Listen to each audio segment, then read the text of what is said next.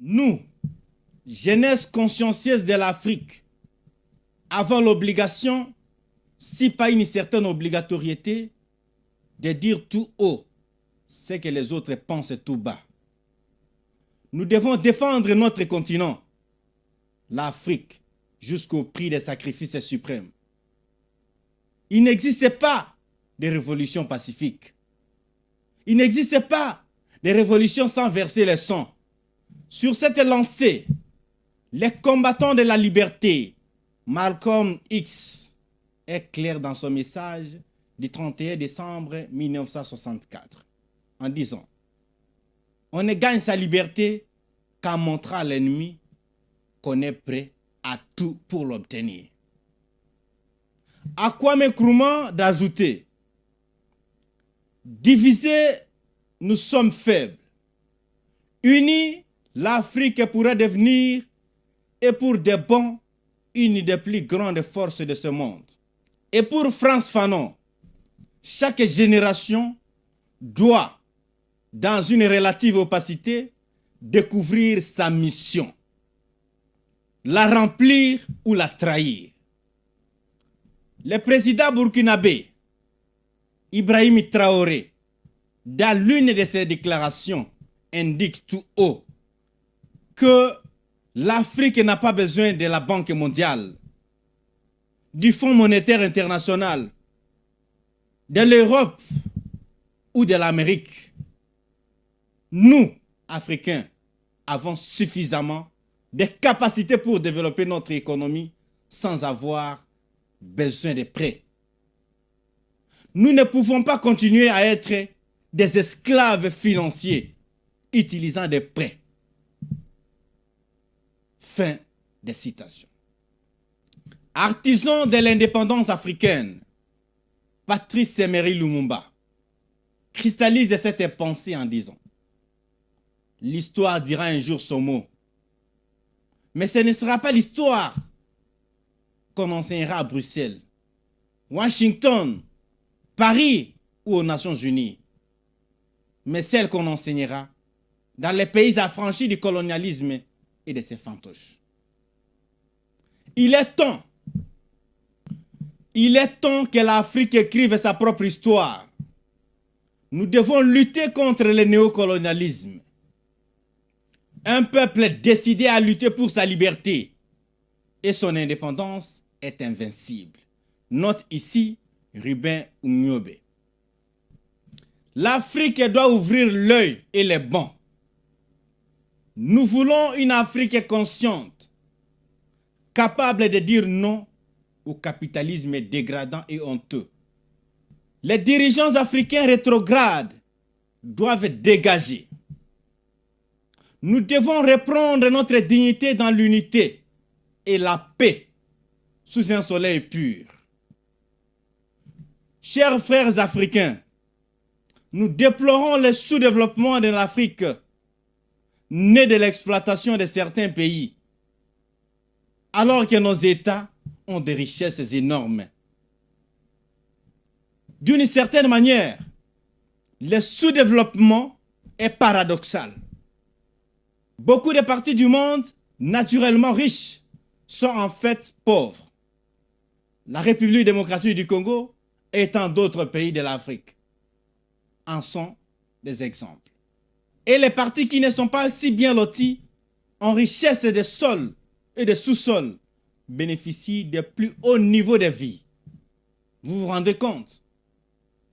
Lorsque les capitalistes de ces parties développées du monde tentent d'expliquer ce paradoxe, ils sous-entendent souvent à propos de cette situation que c'est un don de Dieu. C'est incroyable. Ce n'est pas ce que pense Jomo Kenyatta.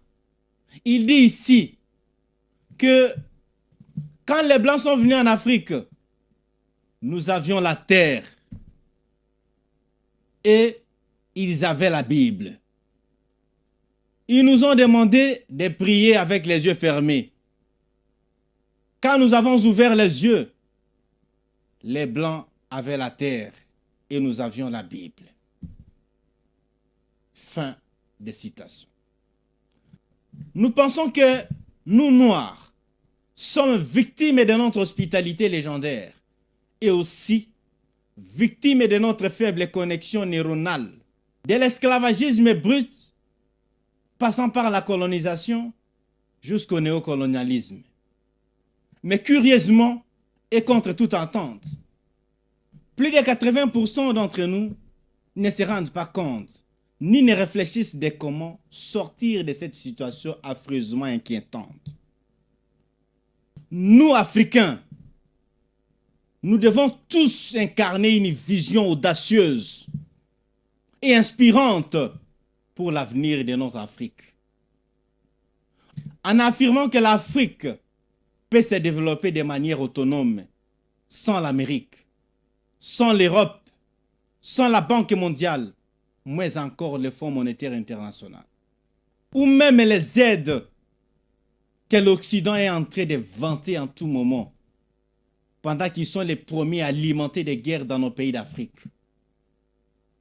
Notamment en République démocratique du Congo, au Burkina Faso, au Cameroun, en République centrafricaine, en Éthiopie, au Mali, au Mozambique, au Nigeria, au Sénégal, en Somalie, au Soudan du Sud et même au Soudan. C'est déplorable. Nous devons rappeler l'importance de la souveraineté économique et du potentiel immense du continent. Nous devons encourager une prise de conscience collective sur la nécessité de valoriser les ressources et les talents africains pour bâtir une économie forte et indépendante. Libérer des chaînes de la dépendance financière. Chers frères d'Afrique, ayons un message puissant qui résonne avec les aspirations d'une Afrique unie et résiliente, prête à tracer son propre chemin vers la prospérité. En conclusion, les relations qui existent entre l'Occident et l'Afrique, au lieu d'être des rapports d'amitié, ils sont malheureusement basés sur l'exploitation. L'exploitation de l'homme noir. L'Afrique doit décider et dire non à l'exploitation de ces grands continents. L'Afrique écrira sa propre histoire et elle sera au nord et au sud du Sahara. Une histoire de gloire et de dignité. Dixit Patrice Emery Lumumba. Croyez en vos rêves, ils se réaliseront peut-être. Croyez en vous et ils se réaliseront sûrement. Dixit Martin Luther King. Nous croyons en nos rêves. Le néocolonialisme doit prendre fin et sera bientôt dans les oubliettes. C'est Cicéron Oamba, président du collectif des jeunes consciencieux. Pour la dignité de l'Afrique, nous vaincrons.